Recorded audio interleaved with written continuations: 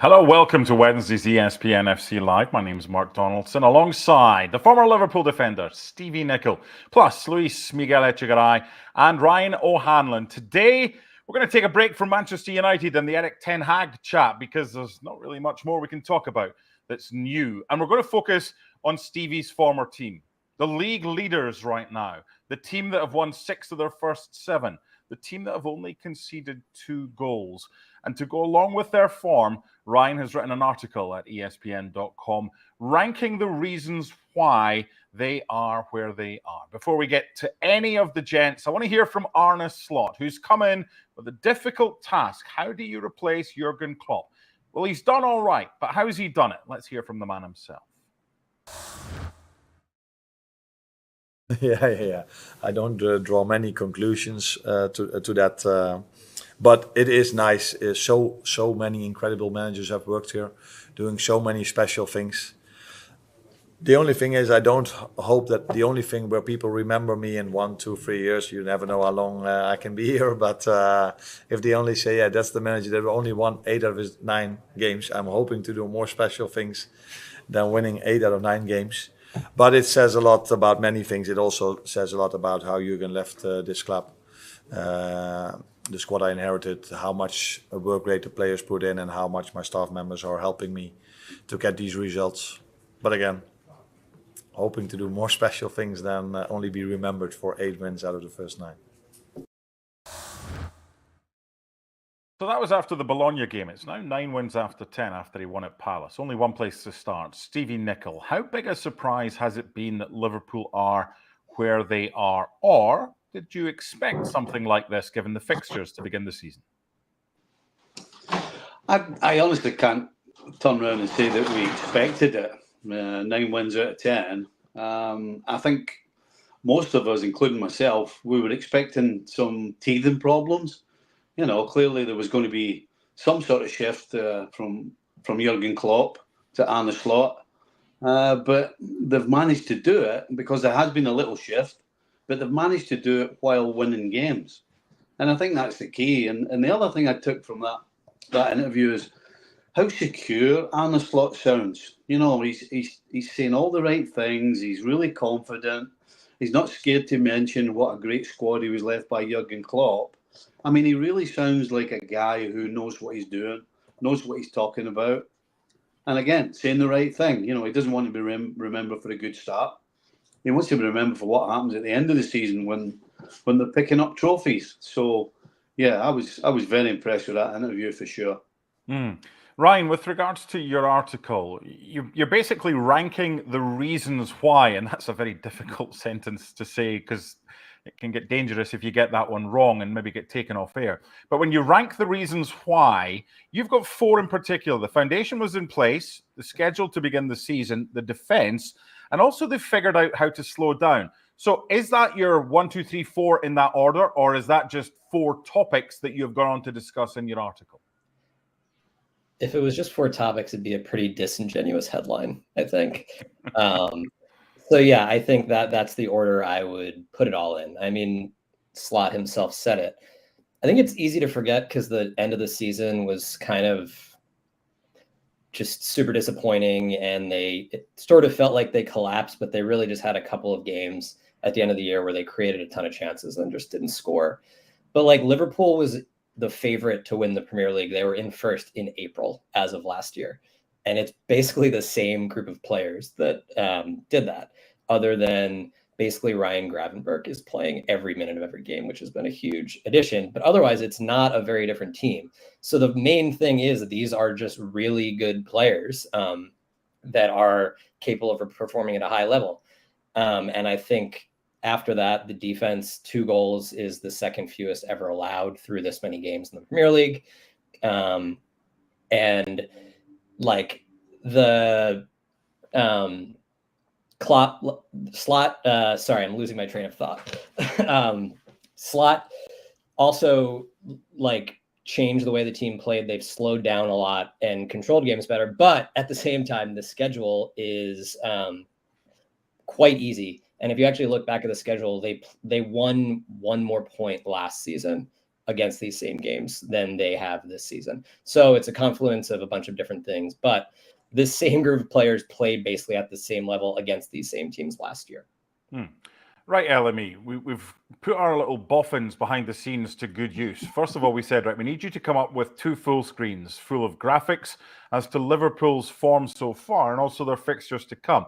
But they've excelled themselves. And it's like one of Stevie's kits in the 1990s. As we see the games that they have played so far, look at that background. I mean, that's choice. The only thing that's missing is the Candy sponsor logo to get the jersey. They lost a game that probably wasn't the easiest there because they've gone to Milan and won. They've gone to Old Trafford and won, although what that means these days, it probably isn't the same as it used to be. So bearing in mind that, I want to have a look at the next 10 because that's more of a narrative. That is, some would say, a cupcake schedule. That is not. But the way they're playing, they're not going to fear anybody here, are they? No, they're not going to fear anybody. And I echo, by the way, the sentiments of these graphics. I feel like if Nintendo made a video game, this would be it right here. But well done to our team for making it happen. But let's focus on this right now, because these next 10 fixtures, per a lot of statistical data, is the toughest run out of anyone, specifically between this international break and the next one. And then, as you can see in the graphic after that, this is difficult. And as Ryan said, like one of the, focal points that we have to talk about is that this schedule has been relatively easy in comparison to everybody else. If I just use Unai Emery with Arsenal as an example, he won 8 from his first 10 matches, and then things began to falter. And again, there are similar themes because he had to take over somebody as legendary as Arsene Wenger, and in this case, somebody as notable and identifiable and as legendary to many Liverpool fans, I'm not going to argue there, as Jurgen Klopp. This is a very difficult schedule right here. But what I like from Arne Slot, and I think Stevie really alluded to it in that interview, is that he has brought confidence, control, and developed a lot of really great, the players that they already had, as Ryan was talking about, he's made them not just better, but more accustomed to what we're seeing. Ibrahim Konate, after coming on at halftime in the opening game, has started every single game, has won more aerial duels than most center backs in the Premier League. Gravenberch, of course, he leads the team in interceptions and recoveries and has played every minute, as Ryan mentioned as well. Trent Alexander-Arnold, who was asked to do a lot by Jurgen Klopp, now is simplifying his game more and returning more as a right back. I mean, there are just many examples here where Liverpool are now so much better in so many ways, and really by doing more out of less, because under Jurgen Klopp, they actually had more possession and they actually did more passes. It's just that now they're doing so much more out of doing less. Luis Diaz, who, by the way, only scored 8 goals the entire season last season, already has 5. So I think that when you look at that schedule that's coming up with all those tough games, and yes, that's where they're really going to be tested against these tough opponents. It's good to see that there's control, there's confidence, and the players that were already good are now craziness better, like Gravenberch as an example. Stevie, let's talk the Liverpool defence. Just 2 goals conceded at Wolves. They won it 2-1. And at home to Nottingham Forest. And look, we all have bad days. That was a Liverpool bad day. And you said to me on ESPN FC, they'll bounce back. And they did. So what is it about the defence with regards to Van Dijk and Konate?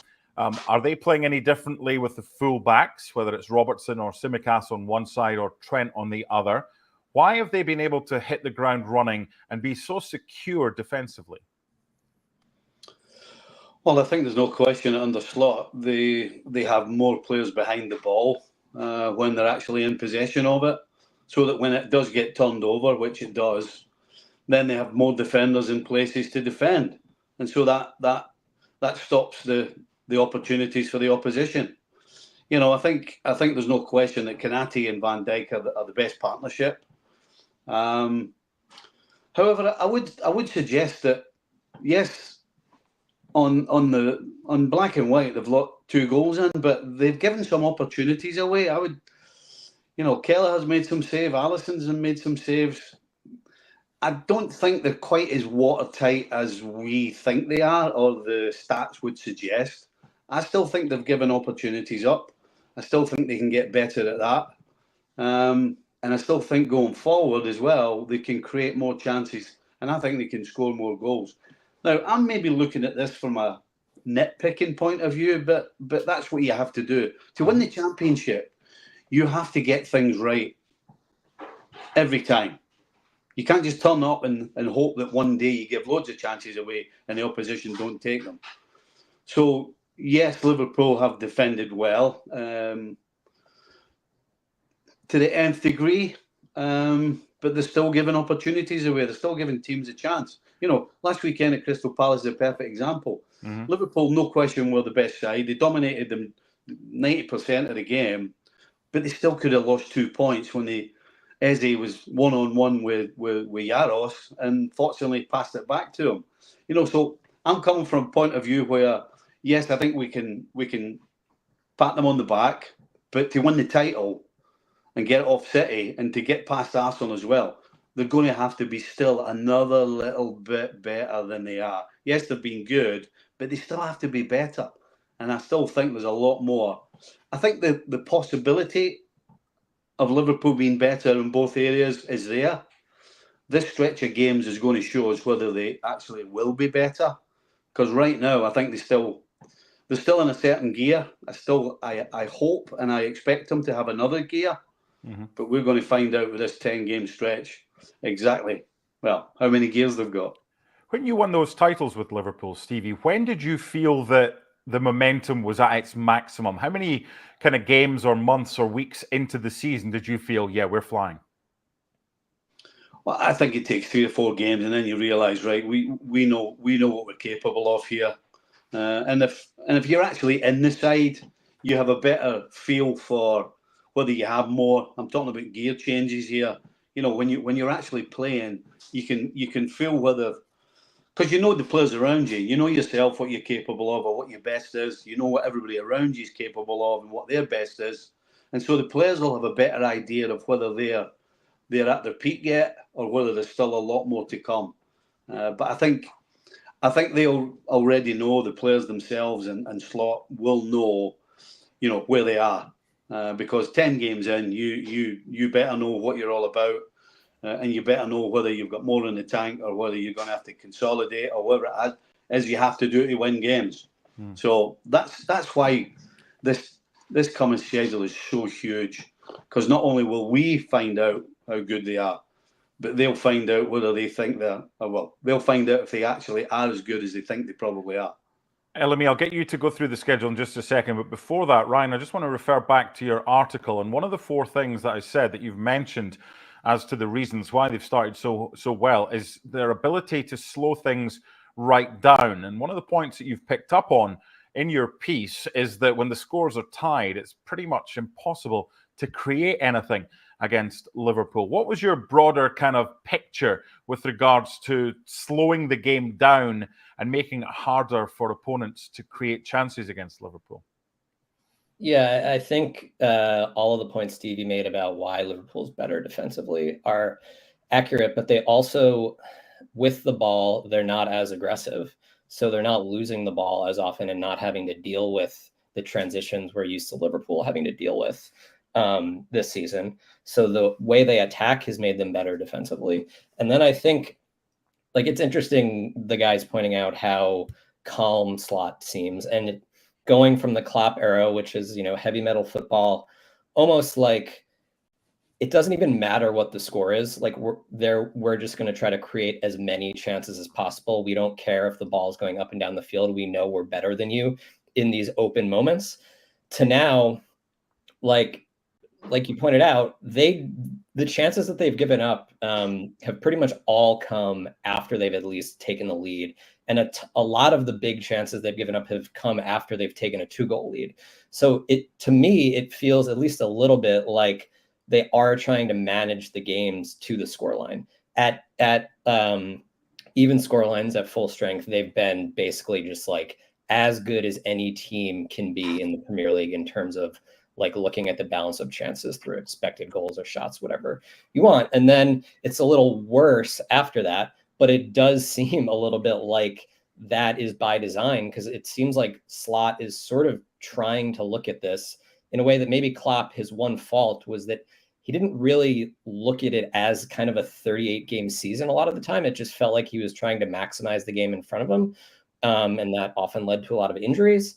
And Slot, it seems like there's just kind of a general, like, this is a 50 plus game season. We're going to try to maximize our performance when the score is even, when we're up 1, and then we can maybe take our foot off the pedal after that. Whether that's a sustainable way to play long term, it's a little dangerous, as we saw against Crystal Palace. It's impossible to not give up chances, but it's at least interesting, and it seems very purposeful to me and not just random. Can I ask? Sorry, Luis. Sorry, lad. Can I ask Ryan a question? I haven't seen any data, but in my cluttered little brain here, my impression is that Liverpool are not creating as many chances as they used to. Does data back that up? So they're not creating as many chances, but they are, like, the average quality of the chances are better. They basically don't shoot from outside the box this season, which is, again, seems like a coaching thing. But overall, they aren't creating as many chances. But if you look at the numbers and figure out the kind of ratio between chances conceded and chances created, it's like a much better ratio than it was last year, I guess, which again seems on purpose.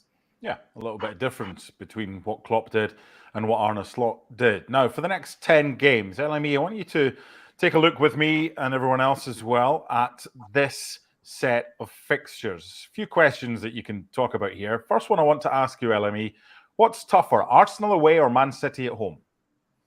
Well, that's a good question. Normally, I would probably go with just what we're seeing historically, right? And maybe I would say that Manchester City, just because of, like, you have to be almost perfect to beat them. But I think this season I'm going to go with the Arsenal away because, it's all down to a few things right now. And I think we're going to get to this later in the segment. But I'm not as confident about Manchester City and their defensive might as I was in the past. As obviously, Rodri is a big reason for that.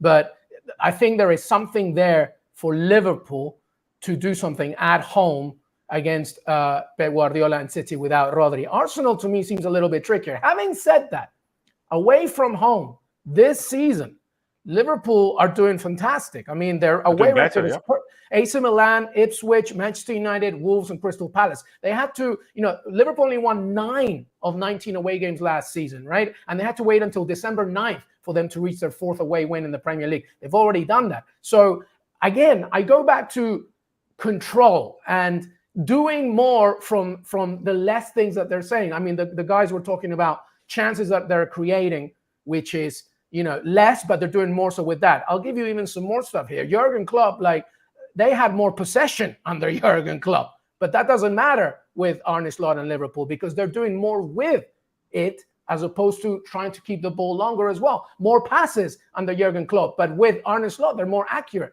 So I would actually say that the Arsenal away is trickier just because I think that Arsenal under Mikel Arteta also like to play this game of control, right? Whereas Man City, really, honestly, from what I've seen, yes, they're Manchester City, and yes, they're going to give you everything, but, Fulham really should have taken care of them a little bit more in the last weekend, and that's just a little tiny example of what happens when they're defensively vulnerable, and I think that the Arsenal game away is going to be tough.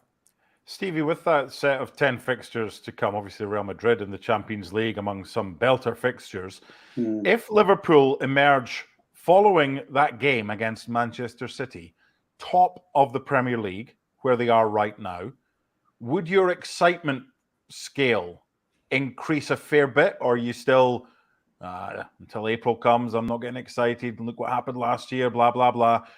Will you get excited if Liverpool are still top after that City game? I wouldn't suggest getting excited would be the right way to describe it.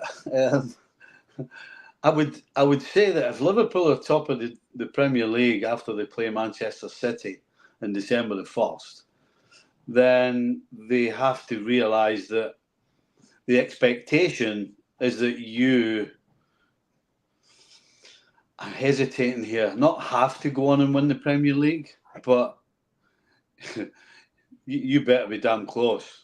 Because to get through this stretch of games and be top of the Premier League, it's going to take a proper team. And if they do that, then the expectation should be to go and win the Premier League. But then what that does as well is it puts a little bit more pressure on. So it's kind of a strange situation. And I actually feel a little, we're talking about Arne Slot and the changes that he's making to Jurgen Klopp's team.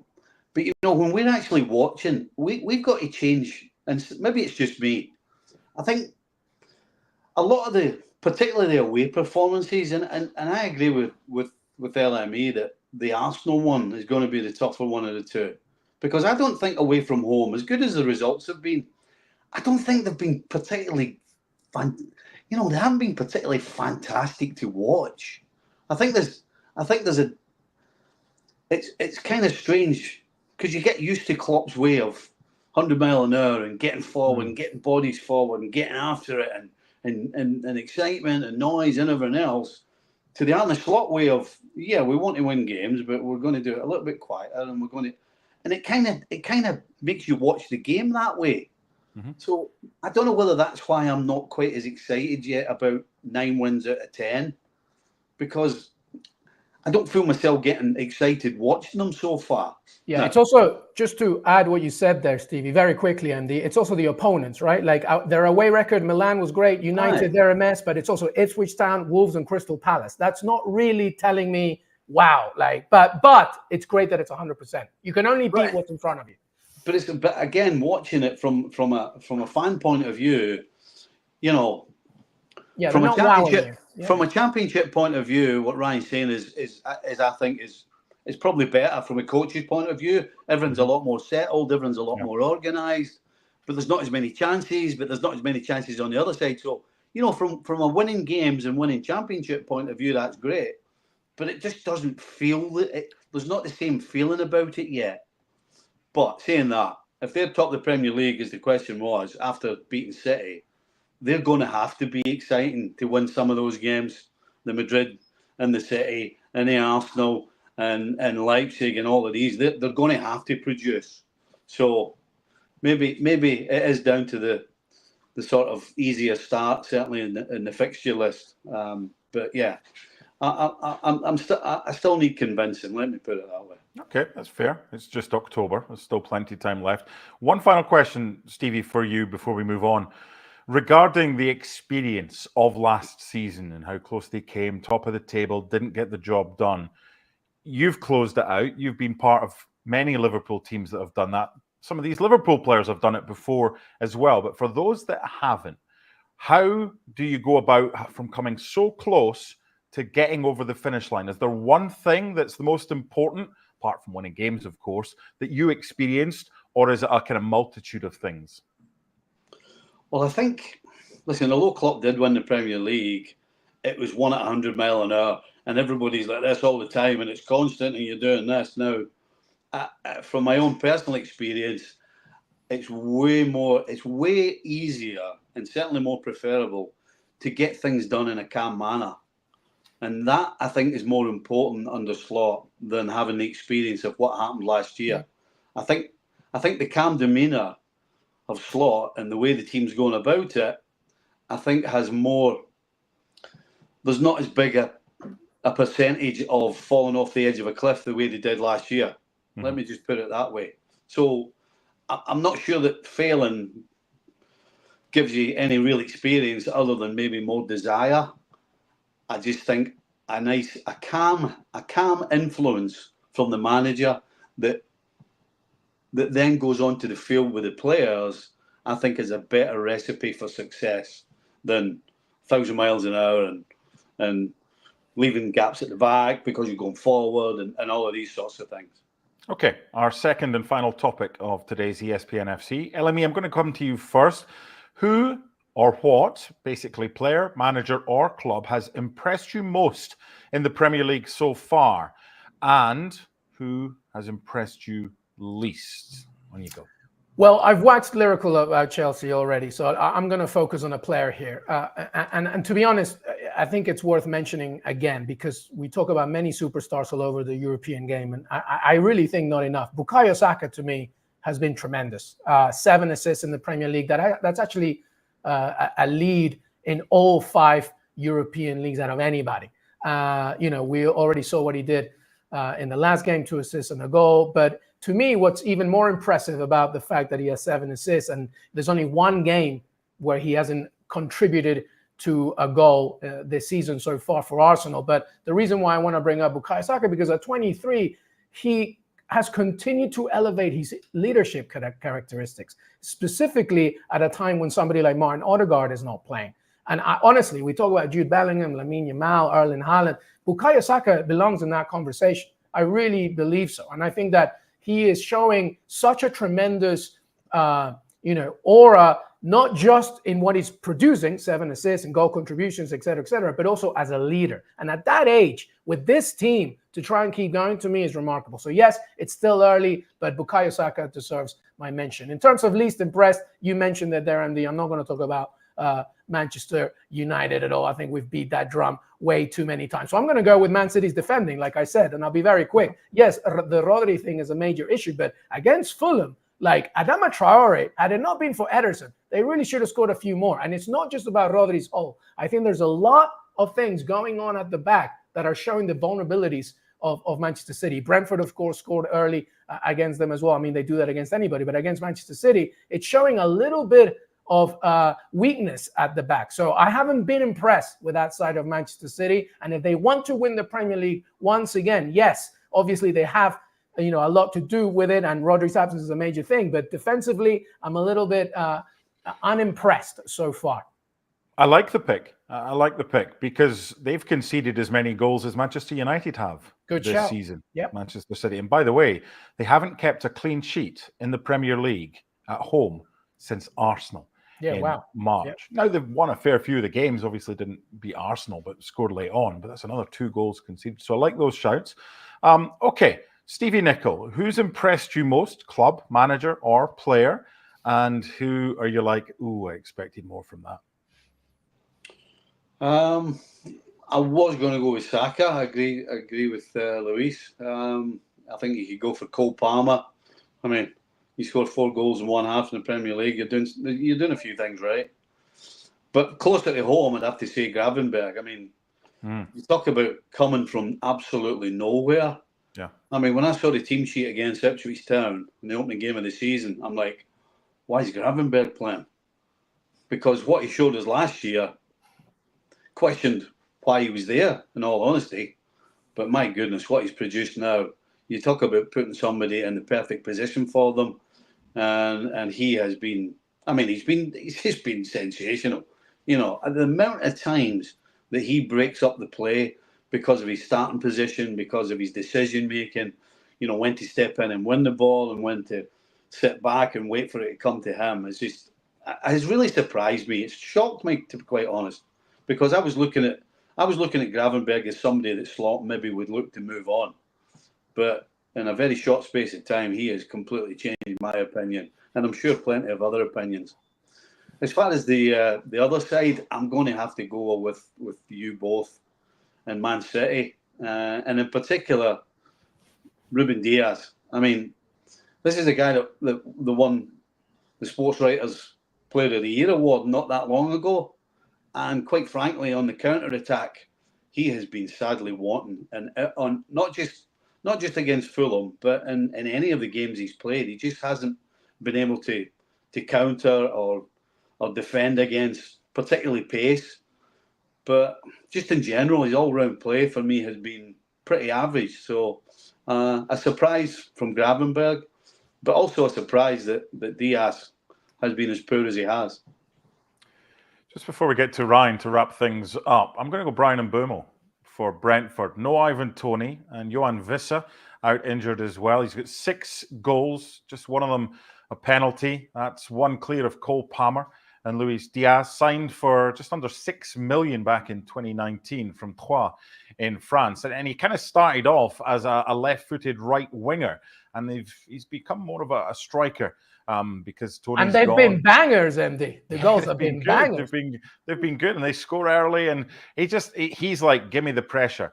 And fantastic. He's been really good. Manchester United's the target of my kind of expected more. And it's the recruitment staff. They got that totally wrong.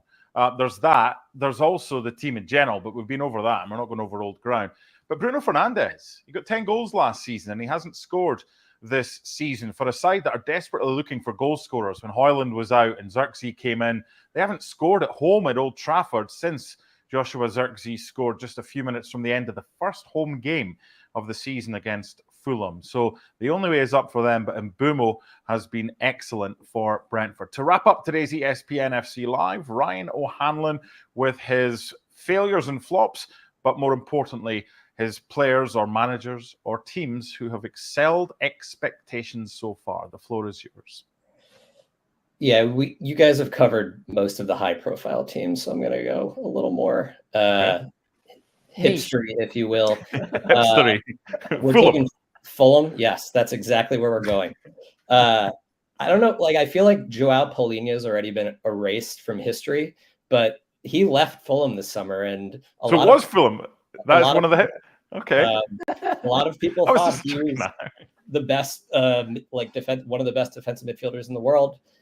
He leaves Fulham. Fulham are way better this season than they were last season, and I expected Fulham to be borderline relegation level. Their team was very old last year. If you think Paulinho had an effect on their performance, you'd expect them to be worse. They honestly could have and perhaps should have beaten Manchester City at the Etihad this past weekend. Among their team, Adama Traore, I mean, I guess it's not surprising that he looks like the greatest soccer player of all time in brief stretches, and then also then he gets in front of goal. Yes, and it leads to nothing happening. But I think Fulham, it would not shock me if they finished top half of the table this year, and I wasn't expecting that. Other side, I also feel like Newcastle have just slid under the radar of for some reason we don't have expectations for them anymore, even though they're owned by the richest owners in all of professional sports. Their point total is decent this year, but if you've watched them play, they stink. Wow. They used to have a fantastic defense. Their defense is awful now. I don't really know what the plan is for that team with the players that they have acquired. They're Manchester United level performances from them so far this season. They're seventh, though. They're seventh in the table. Well, you know that points are not the be-all, end-all for my analysis. You're better being lucky than good sometimes. Yeah. Do I expect the luck to continue? No. So yeah, Newcastle, I thought they would bounce back after struggling with the Champions League last year and not having it this season, but they've basically been as bad, if not worse, from the kind of underlying performance perspective. Yeah, Everton Newcastle was horrific to watch. It was almost as bad as United Villa. I'm surprised it's taking you this long till basically the stoppage time at the end of added time at the end of 90 minutes to get your first Villa reference in. And I said it was a bad game. I didn't praise them. I'm even more surprised that John Duran hasn't had a mention. John Duran. Another time, MD. Another time. Okay, we can do a show based on him for the full 30 minutes. My thanks to Stevie and to Ryan and to LME. Liverpool are flying right now, but that's the cupcake schedule out the way. Now the going gets really tough. Enjoy your international break. ESPN FC is back tonight and every night on ESPN Plus and ESPN FC Live back on Friday at noon Eastern. Bye for now.